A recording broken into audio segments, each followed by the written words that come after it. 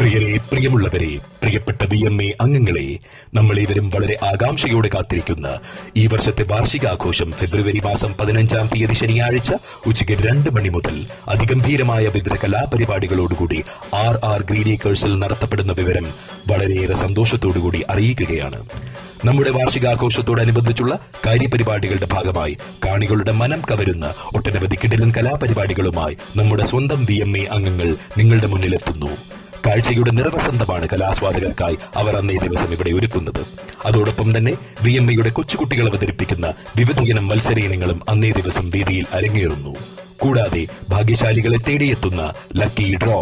അതെ, ആ ഭാഗ്യം നിങ്ങളെ തേടിയെത്താൻ ഇനി ഏതാനും ദിവസങ്ങൾ മാത്രം. തുടർന്ന് ആക്റ്റീവ് റേഡിയോ ബാൻഡ് അവതരിപ്പിക്കുന്ന സംഗീത നിശ.